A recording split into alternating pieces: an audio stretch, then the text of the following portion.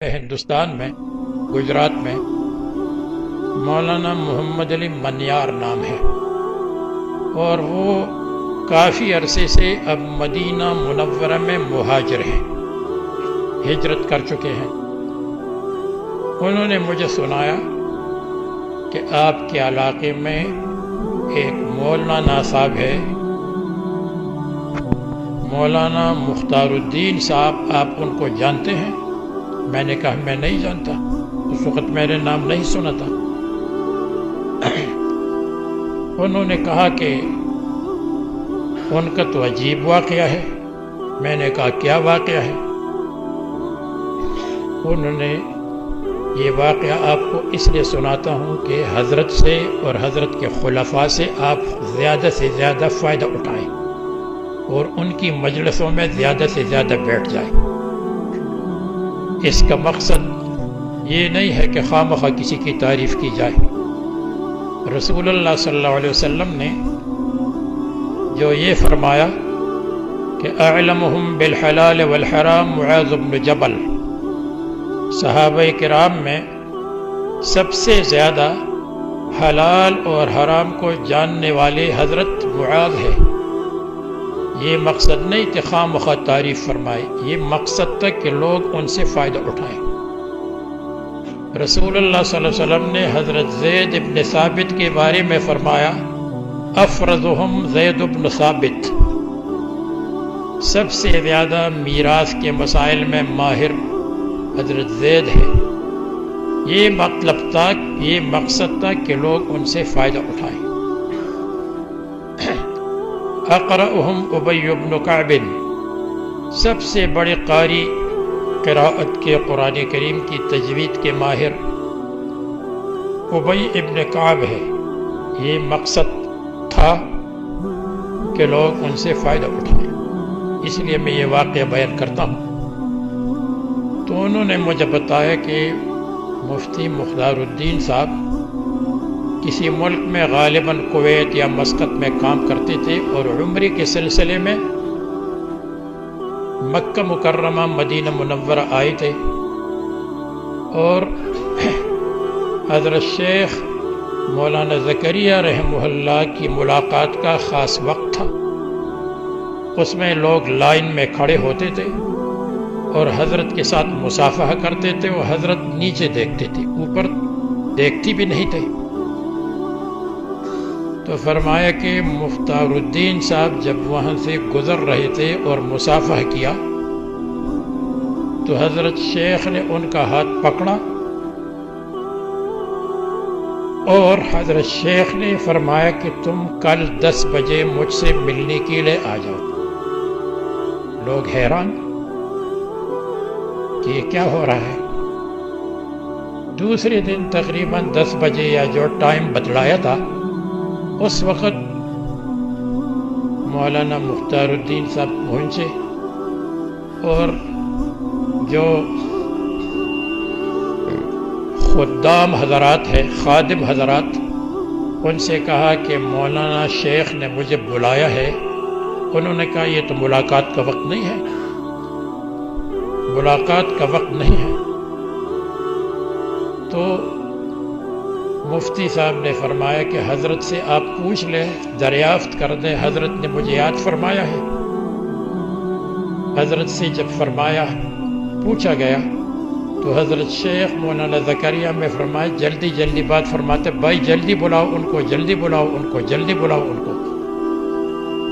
مفتی صاحب تشریف لے گئے، اور حضرت شیخ نے فرمایا کہ میں نے آپ کو اجازت دی ہے، اور صوفی اقبال صاحب یہاں کون سی جگہ کے رہنے والے تھے؟ پیڑی کے پاس، جی صوفی اقبال صاحب سے حضرت نے فرمایا کہ تم جا کر مسجد نبوی میں ان کو لے جائے اور ان کو ذکر کا طریقہ سکھائیں۔ مفتی مختار الدین صاحب فرماتے ہیں، فرمایا کہ مجھے تو معلوم نہیں تھا اجازت کیا ہوتی ہے، اور اجازت سے پہلے کیا ہے، اور اجازت کے بعد کیا ہے۔ تو صوفی اقبال صاحب ان کو مسجد نبوی میں جہاں حضرت شیخ نے فرمایا تھا، بتلایا تھا، وہاں لے کر آئے اور ذکر کا طریقہ سکھایا۔ ذکر اس طرح ہوتا ہے۔ حضرت شیخ رحمۃ اللہ علیہ کی کرامت تھی، مولانا زکریہ رحمہ اللہ کی کرامت تھی کہ صوفی اقبال کہتے ہیں کہ جب میں نے ان کو جہر بالذکر شروع کیا، سکھانا شروع کیا، اور میں نے ضرب لگائی لا الہ الا اللہ، تو ضرب لگانے سے کہتے ہیں کہ میرے خود اپنے لطائف ستہ جاری ہو گئے۔ 6 لطائف جو ہوتے ہیں صوفیوں کے ہاتھ جاری ہو گئے۔ یہ حضرت شیخ کی کرامت تھی۔ پھر حضرت شیخ رحمۃ اللہ علیہ سے اپنے خاص مخصوص دوستوں نے پوچھا، جیسے صوفی اقبال صاحب ہے، مولانا عبدالحفیظ وغیرہ رحمہم اللہ، کہ حضرت یہ کیا قصہ ہے؟ حضرت شیخ نے فرمایا کہ میرے دل میں اللہ تبارک و تعالیٰ نے ڈالا، میرے دل میں اللہ تعالیٰ نے ڈالا کہ یہ اس خاندان سے تعلق رکھتے ہیں اور اس بستی سے تعلق رکھتے ہیں جن کے آباء و اجداد میں بزرگ گزرے ہیں، جن کے آباء و اجداد میں مشائخ گزرے ہیں، اور وہاں اب خانقاہ کا رواج نہیں رہا، خانقاہ کا سلسلہ نہیں رہا۔ میرے دل میں یہ آیا کہ ان کو میں اجازت دوں اور یہ اس سلسلے کو جاری کر دیں۔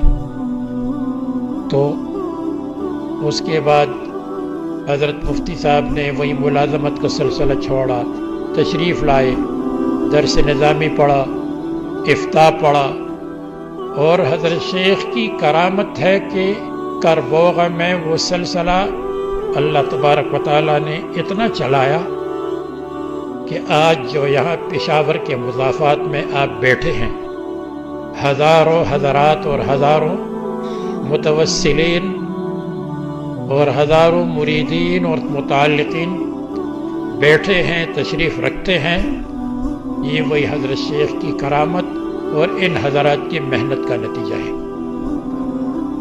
اور مجھے تو معلوم نہیں ہے کہ کربوغا کی وجہ تسمیہ کیا ہے، لیکن بظاہر چونکہ صرف نحو سے تھوڑا بہت تعلق ہمارا رہا ہے اور علم ادب سے، تو میرا خیال یہ ہے کہ یہ کربوغا، کر پشتوں میں کہتے ہیں زراعت کرنے کو، کاشت کرنے کو کہتے ہیں، بونے کو، اور بوغ اصل میں باغ ہے، اس لیے کہ اکثر قبائل اور شمالی علاقوں کے سب لوگ الف کو واو سے تبدیل کرتے ہیں۔ تو اللہ تبارک و تعالیٰ پرانے زمانے میں ممکن ہے کہ وہاں باغات ہوں گے، اس لیے کہ وہ کوہاٹ کا علاقہ باغات کے لیے مشہور ہے، اور اس جسمانی باغ کے ساتھ ساتھ اللہ تبارک و تعالیٰ نے روحانی باغ بھی لگایا، اور اس باغ سے پھل، پھول اور پھل دنیا میں تقسیم ہو رہے ہیں۔ تو یہ وہی کربوغ اصل میں باغ لگانے کے معنی میں ہے۔ مجھے واقعہ یاد آیا، رمضان سے پہلے ہم روس اور ازبکستان کے سفر پر گئے تھے۔ جب ترمذ ہم گئے، ترمذ، اور ترمذ کی ایئرپورٹ میں داخل ہو رہے تھے کیونکہ وہاں ہمیں سینٹ پیٹرسبرگ جانا تھا، روس جانا تھا، تو وہاں ایک عورت جو کام کر رہی تھی ایئرپورٹ میں، اس نے مجھ سے کہا کہ شما فارسی میدانی؟ میں نے کہا میدانم۔ پھر بات چیت ہوئی اس سے، اس نے بہت اکرام کیا ہمارا۔ پھر اس کے بعد میں نے اس سے پوچھا نام شما چیز تو، تمہارا کیا نام ہے؟ وہ نہیں سمجھے کہ میں نے کہا ابھی فارسی بول رہی ہے اور ابھی یہ نہیں سمجھ رہی کہ نام شما چیز تو۔ پھر میں نے الفاظ بدل دیے اور میں نے کہا شما چه نامداری؟ پھر بھی وہ نہیں سمجھی. پھر میں نے کہا نام شما عائشہ، فاطمہ، حفصہ چیز تو. پھر وہ سمجھ گئی. پھر اس نے کہا ہاں نوم ما این است، نام کی جگہ پر نوم کہا تو الف کو واو سے تبدیل کیا. تو اسی طرح یہ کربوغہ میں بھی واو کو الف کو واو سے تبدیل کیا ہوگا جیسے عام عادت ہے. تو بہرحال یہ تو میں نے ایک واقعہ اس لیے بیان کیا تاکہ آپ حضرت مولانا سے، مفتی صاحب سے اور ان کے متعلقین اور ان کے جو خلفاء ہے کام کرنے والوں سے خوب فائدہ اٹھائے. گویا کہ یہ حضرت شیخ رحمۃ اللہ علیہ کا ایک الہامی سلسلہ ہے جو اللہ تبارک و تعالیٰ نے ان کے دل میں ڈالا، اور واقعی حضرت شیخ کا الہام